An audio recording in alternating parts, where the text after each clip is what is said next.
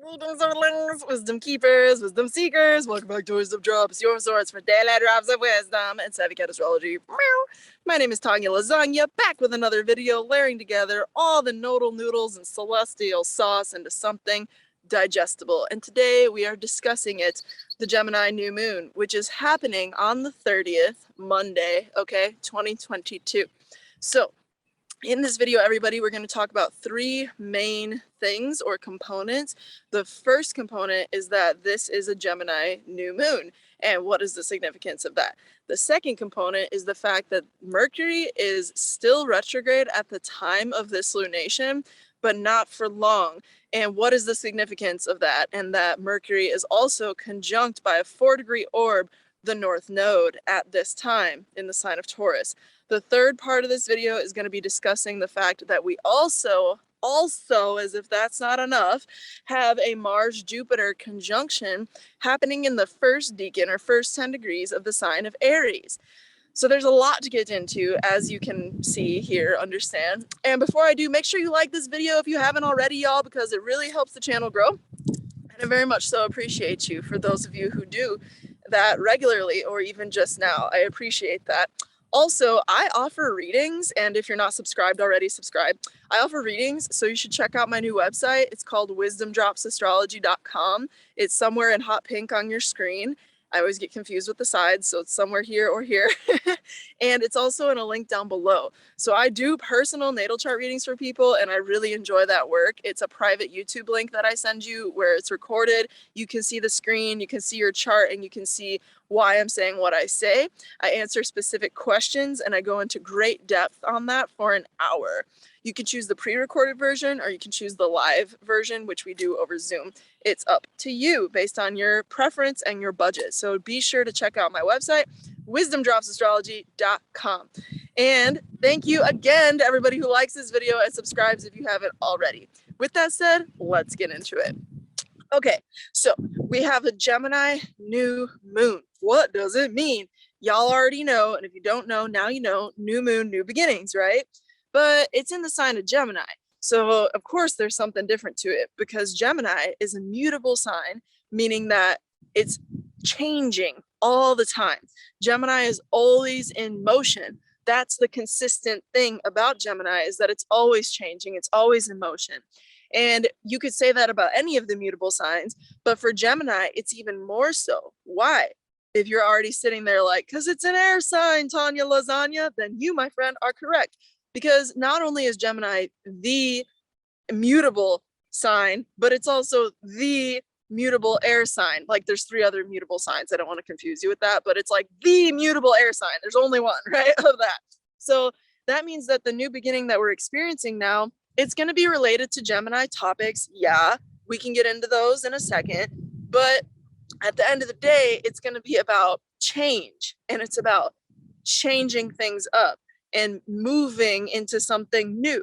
Because not only is it a new moon, new beginning, but it's in Gemini, which is again mutable and air. And air, if you don't know, is very social.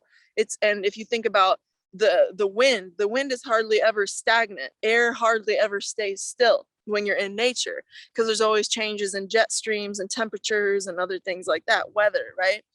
So there's that little nugget. It's a really good fresh start sort of energy, I think. Like new moons and Aries are great fresh starts because they're more about like defining something or standing for something. But Gemini has inherently, whereas Aries is like this spunky, fiery energy, which we'll talk about at the end when we talk about Mars and Jupiter. But Gemini is like more of a mental, cerebral, and communication driven sort of energy. It's also really social, like I was saying. So expect your friendships, sibling connections, cousin connections, those sorts of youthful oriented connections. Maybe you have kids in your life who you're engaging with or having like you know, friendships with your cousin, your auntie, your uncle, like you're the uncle or the auntie or whatever, things like that. Or you know, a cool kid and you're like a family friend, you know, with people who have kids. Expect children to be really inspiring at this time, and also expect them to have great ideas for you. You might, I see, like, just as like an example, some people out there might have like kids tell them something where it's like, oh my God, you did not just say that. But it's like in the moment that that kid just spoke their truth to you, you're like, oh my goddess, I cannot believe you just said that, because it's like so true. Even if you weren't like expecting to hear it, didn't want to hear it, it just came out because it's kids. You see what I'm saying? It's kids. That's the idea. It's a very youthful sort of energy. Gemini is very playful, so expect communications to be playful. And it has two sides, just like every mutable sign. So don't be surprised if two sides come out, two sides to every coin, y'all. Don't be surprised. You know what I'm saying? That's all I gotta say. So there's that. Yeah, communications are important at this time, all the more so. We're going to move into part 2 of this video. Make sure you like it if you haven't already. And now we're going to jump on into Mercury retrograde and the significance of that. Mercury at the time of this lunation, and not for long, not but for a week through this lunation. In other words, by the time we get to the next lunation, the full moon, Mercury is going to have gone direct, okay? And she is also going to be getting out of shadow around that same time, okay? So anyways, what does it mean that Mercury is still retrograde? If you did not see the video I put out, I literally put out like a 30-minute long video on this topic, like alone, just this topic. So please go back and watch that if you're trying to get informed about the Mercury retrograde cycle that we're in, because I literally went like so deep, and I even went through all the houses for y'all. But with that said, Mercury in the sign of Gemini, okay, is it's not there yet. It's in Taurus. And so it started its retrograde in Gemini, but it's in Taurus retrograding at the time of this new moon. And Mercury is in a 4-degree orb, or a 4-degree range of difference between the North Node and where Mercury is. So there's like a pretty tight conjunction there, everybody. And what does it mean? Well, the North Node is what's destined, fated, and like what you're meant to do for your own higher good, so to speak, or your own benefit at any given point in time. It's also where you might find yourself naturally drawn to, or like trying to emulate more of or be more of. And it's in the sign of Taurus. Now, Mercury retrograde is all about rethinking, redesigning, recommunicating, repositioning your mental standpoint, for lack of better words. I think that's pretty good wording, actually, like repositioning your mental standpoint, okay? And also like reconfiguring, like how you think about things, or how you word things, how you communicate in the world. So I think that we'll have like a propensity to get really more in tune with our earthly affairs and our earthly matters. And because this is the ruling planet of Gemini, it takes even more significance. Everything that I'm saying about Mercury retrograde takes even more significance right now, because it's about the ruling sign. It is the ruling sign. It's about Gemini. So whatever this new moon is for you, it's also the new beginning, being like, whatever the new beginning is for you, it's being like hearkened to, or whatever, like it's being like told by Mercury's trip through the sign of Taurus and that North Node. So you might be rethinking, like, what is my true destiny? What is my true purpose? What is my true like thing I'm supposed to do? What is my true like soul's yearning? You know what I mean? Like, what is my true ish, my true jam? And I think a lot of that comes down to the earth right now, and not just if you're an environmentalist, which everybody should be. Let's be real, we only have one planet. It is what it is. But like in just like your earthly affairs, or even how you eat, even how you engage with finance, with value. Hey, just saying, it's a great time to reflect on your personal natal chart if you want to invest a small amount of funds or large amount of funds, whatever that is for you. I think it's pretty affordable for my services right now. I'm not like exorbitantly high, but you know, if you want to invest in yourself right now and get a reading, it's a great time to mentally reflect over your personal chart, so you can choose me or any other astrologer. But wisdomdropsastrology.com is where you can literally book a session now. It's so easy. You don't even have to email me anymore. It's just like right there on my website.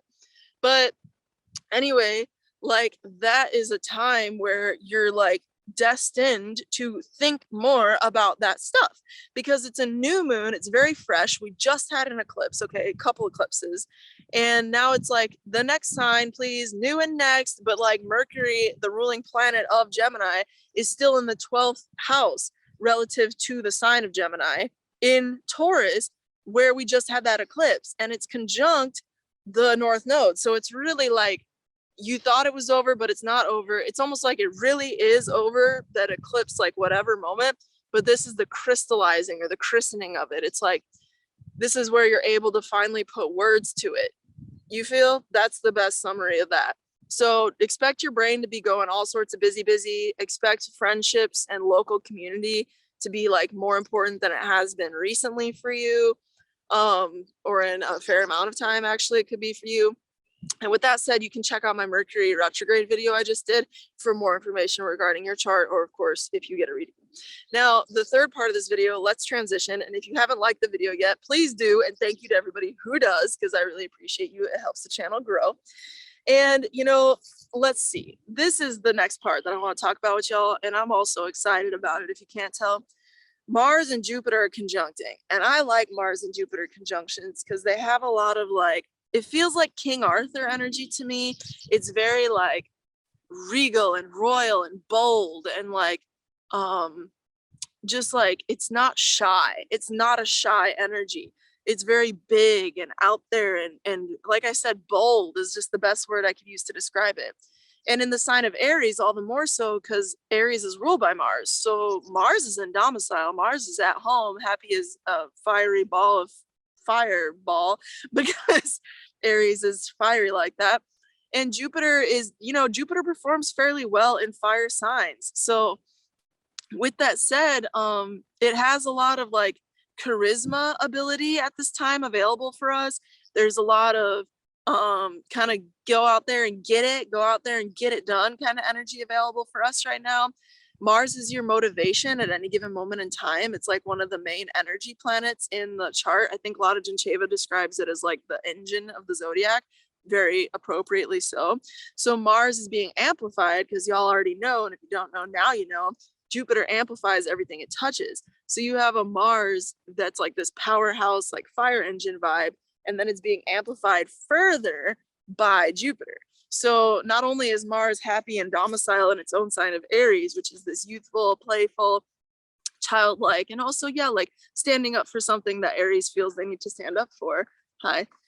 But it's being amplified even more so by that Jupiter presence, right? So you have an interesting mix of energy there, which is more so about like passionate expressions out in the world, standing up for something you believe in, thinking about your own morals, your own values, because Jupiter is a more virtuous sort of planet, generally speaking.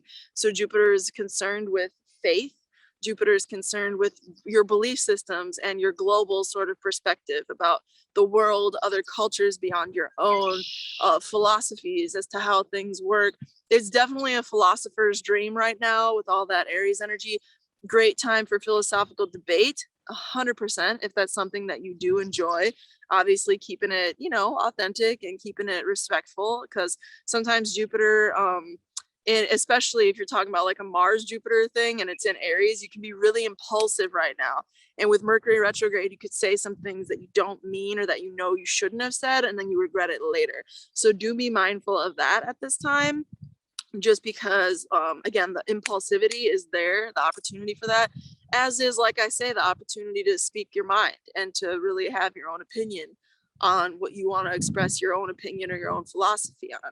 So just be thinking about that at this time when you go out in the world and do whatever you do, and realize that people are probably going to be more likely to tell you what they actually believe at this time. That's another thing. So if you know that somebody feels a certain type of way but they haven't been saying it, they'll probably be more inclined to tell you.